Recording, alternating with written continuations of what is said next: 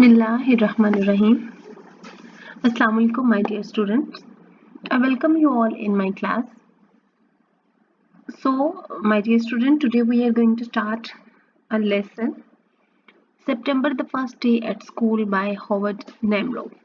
This is the poem that is from the reading selection 1.3. And if you have your textbooks with you, you may open page number 33. Before starting the poem, let's recall that it is not all the time easy to do the things, no doubt, for the very first time, and especially when we are talking about our first day at school. What do you remember about that? If you have your memories regarding that, so please write them down. And just, or if you can't remember, just keep all these things, all these memories in your mind, and then we're going to relate the apprehension or the sadness of that kid who is going for the very first time to the school. On the other hand, as I am a mother, so I also have these feelings when my kid just went to the school for the very first time. So the poem is having the universal appeal. September first day at school. So let's, before starting the poem, let's have the introduction about the poet or the writer. The writer, that is, the poet of the poem, is Howard Nemro. He was born in New York. He got his education from Harvard, and he opted his career as a teacher as well. On the other hand, he has written 3 novels and a critical book, Figure of Thoughts. He has won Pulitzer Award in 1977 that are related with the award of achievement for excellence for writing in different newspapers. So it was an award of an achievement in American journalism, literature, or music. So this is the introduction of the poet. Let's start with the poem. The poem is in fact discuss the sad feeling of a child and his father. The father who is dropping his child at school for the very first time. The father becomes nostalgic. He just recalls his memories. Recalling his own first day at school, he becomes emotional. On the one hand, if he criticizes the arbitrariness of school's curriculum, but he also acknowledges, he also approves, admits the power of the knowledge. He goes on, he compares the difficulties of dropping his son to school with that all the difficulties that Joseph has faced in his life. So he just narrates his experience.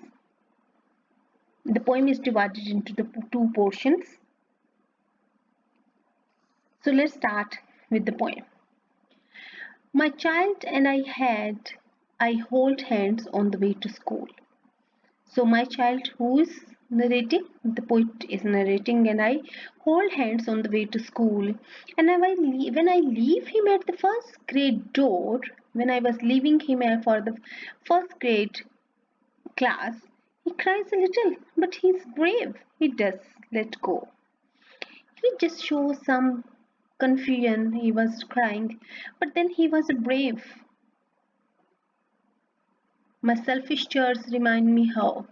Selfish means something that is related to someone very particular, to one's own self. How I cried before that door a life ago. Before a time ago, I may have had a hard time letting go. So the first strophe, that is a poem divided into, that is a poem that is not following any rhyming scheme. It's irregular and it is not rhyming, it having the rhyming scheme. It's a strophe. So it tells us that how the father take his child to school and how the child cries a little but then let go his father's hand. The father also has tears in his eyes. He recalls the days when his father took him to school. So the writer poet narrates taking his son to the school for the very first time. They both are holding each other's hands, including indicating the bond between father and the son. Definitely, that is the strong one. It also shows that separating the hand of his kid or the child for letting him go to the classroom was very uneasy or very disturbing experience for the father. But on the other hand, although it was the hardest time to let him go, but it was necessary to teach him, to teach his kid. So the forced separation of the father and the son was necessary to teach them letting things go. The tears in the father's eyes, they are because of separation not only, but he remembers the tears in his eyes are not that he is letting his kid to go to class, but it these are the selfish tears. Selfish tears mean that he is reminding of his own experience when he has to leave his father and in order to go to school. So he was separated at one time as well. So the father narrates, reflects back his own experience when he was a child, and his father just dropped him school for the very first time. So this is the nature of the ritual, and this has to be followed for everyone. Okay, my dear students, so we have done the first trophy. It tells us about, it narrates the experience of the father who is dropping his kid to the school. On the other hand, what could be the way of the examiner, that he may ask you, he may give you 2 lines or 3 lines, and he may ask you questions for the poem for the 6 marks. So for the poetry section there are 12 marks that are allocated, but for A section for the poetry, these 12 marks, 6 marks are for the question answers. Each mark carry 2 marks, and then these are the 3 questions will be given and the 6 marks. And then there is one long question that is also of 6 marks, but it is more related with the critical appreciation and the theme of the poem. Then he continues, each fall the children must endure together what every child also endures alone. Learning the alphabet, the integers, 3 dozen bits and pieces of a stuff, so arbitrary, so perimetry. So he says that learning it is in each fall mean in each term, every child must have to endure together. In the second strophe, we see that the father falling into thinking about the children at school and how he has to endure whatever goes on in school, good or bad. He refers to the stuff the children learn at school as unreasonable and unauthoritative before which everyone has to bow down. So he continues. The poet continues that he narrates, he displays that he is telling that each children has to enter the school with their peers. Mean as a kid, every child has to face that experience individually. But on the other hand, when they are entered into school as peers, as students, so they will suffer those things, they will endure all these things collectively and individually as well. So he says that he is not all the time, he is not alone, he is there with his fellows, but whatsoever the journey toward education is concerned, he has to go on as an individual. So as a child, he has to learn, he has to study by himself or by herself. So he shows the writer narrates, he displays his authority of having experienced those things which his son is going to experience now. So he says that children enter into the school like peers, like fellows. They are not alone, no doubt, in the classroom. They're surrounded by their classmates. But ultimately, their journey towards education is the journey of individual, right? So what they have to face, what they have to learn, they have to learn many things that are related to the maths, that are related to the other arbitrary means that are having um, a random collection of thought, random collection of any information. But on the other hand, it is having some result, absolute result. So he says, he in fact gives the contrast. He tells us that the life, he wants his son to learn that life is, that is going to be, that is absolute, and we have to figure out from our mistakes, and we have to go through from all these experiences. So he makes a contrast between arbitrary, that is a random, that is so erratic. On the other hand, he used the words peremptory, that is, it's having a contrast. On the one hand, the things are that are very much random. On the other hand, the things are that are very much, you can say, irrefutable. They are having a ultimate result. So what are the things random? The curriculum could be arbitrary, but its consequences, its calculations, its all methods, its alphabets, its calculations, they are having absolute effect on the life of a student. So it is peremptory, it is commanding, it is binding, it is absolute. The result of the things, the result to go to school, this result to learn all these things, that is absolute, that is very, that is in fact commanding. And the final one, we need to figure out all those things. Then he continues. This was in fact the first half of the poem, where he narrates the feeling, his feeling. On the other hand, he tells the situation of his kid, and he narrates the experience of the school. Then he continues. As in Joseph dreams, the shades bowed down and the star bowed down before the dreaming of a little boy. That dream got him such hatred of his brother as caused the greater part of life to mend, and yet great kindness came of it in the end. So the he continues in the third strophe. In the poet alludes, he gives the allusion to the biblical story of the prophet Joseph and his dream, which won him the hatred of his brothers. Joseph suffered because of his dream, but greatness came at the end as the greatest reward.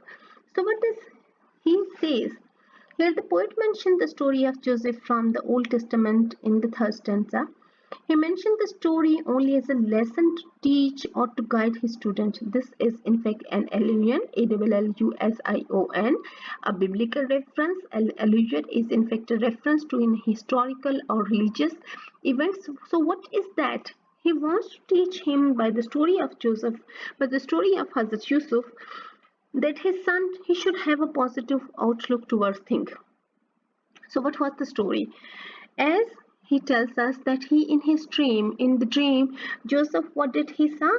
He he just saw that all those shows and all the stars are bowing down in front of him, and ultimately he is going to have him. And by just narrating that dream, by knowing that dream, his brother just got angry, and it caused him great suffering. But eventually, he was rewarded for his faith. So, the poet wants us to learn. It just gives us the universal, you can say, lesson.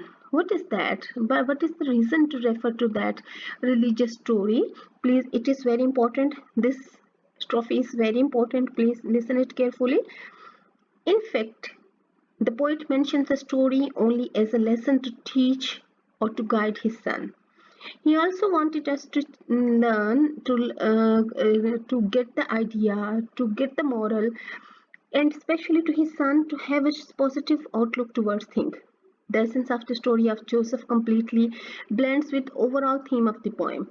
The father wants his son to learn the importance of education, and for that he has to endure.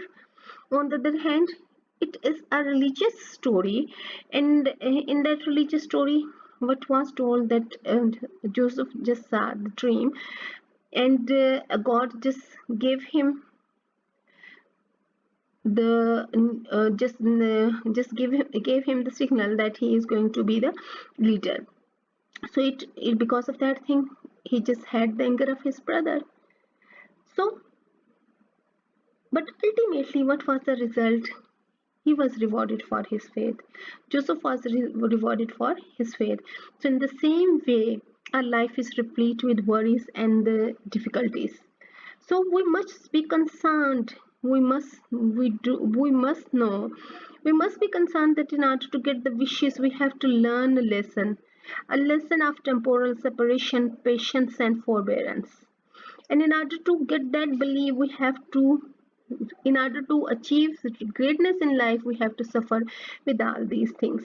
So it was in fact an illusion, the story. On the other hand, the poet's purpose is that we must know what is the consequence, what is the ending result of all the endurance, as his son is going to endure on the path towards his education, as all the good things are going to happen in the future. Okay, so he has to find his own ways and acquire education. The kid has to find his own way to acquire education instead of crying. My child has disappeared behind the schoolroom door, and should he continues, my child has disappeared behind the classroom door, and should I live to see his coming forth life away? I know my hope, but do not know its form, nor hope to know. May the father he finds among his teachers have a care of him more than his father could. Oh, that will look, I do not know, I do not need to know. Even our tears belong to ritual, but may great kindness come of it in the end. In the last first trophy, the poet thinks of his own child again, who has entered the classroom. He thinks about what would his son become after years. He hopes for his own son, but he doesn't know the exact outcome. He hopes that his son would find father-like figures among his teachers. So, in that fourth trophy, the father stopped thinking about his own times as a child. Okay, wants his sons to experience those things and embark on new journey. The poet chooses my child has disappeared. It signifies the pain a child is feeling on separation, so getting separated from his son, but he keeps him convinced that separation from the son is it is a temporary one, as he is going to be there. But on the other hand, as he is going to see the achievement as his son, and then he continues that as his son is going to have a father, what is that? That he is going to have teachers in that are supposed to be father to guide him, his son. After having dropped his son, he hoped his teacher would treat him in the fatherly way and console him to acquaint him with all those disciplinary matters and atmosphere in the school. So he is hopeful. What is his hope? That he is hopeful that his son will learn and he will emerge as a quality member of society. Why he is because he has entrusted him. He has entrusted his son mental growth to the teachers in the classroom environment, and he hopes that among his teachers he will find those who truly care of him and are able to help him grow in a way he himself cannot. In the last two lines, that are uh, even our tears belong to ritual, but may great kindness come out of it in the end. In the last two lines, the poet said, shed tears at same times are ceremonial, but he hopes for the great kindness that may come at the end, just as in Joseph's case. So, in the end, in the last two lines, it indicates the possibility that is going to happen, and he prays. What does he prays? That may great kindness come out of come off in the end. So he is in fact offering him consolation, and he is reassuring that his son will return to be like him. His son is going to achieve something. So what he does say, that his emotions that are the part of ritual, a ceremony, because it is simply a ritual of life, that when a child goes to come at the age, then he has to go to the school, then parting him for the first time, just leaving him for such long extended hours in the school, it is a it is ritual to have tears. But on the other hand, he says in the last that I do believe. What is his belief? That may great kindness come of it in the end, that in the end we are going to have a fruitful result. In the end, he is hopeful that by visiting school, by learning something, he is going to emerge as a great person, as in the case of Joseph, as in case of Joseph. Okay, so what is that, what does that mean? It means that the poet narrates that as Joseph has to face the endurance, he has to face all the difficulties of life, he has to endure all the problems on the way to success. In the same way to success is need patience.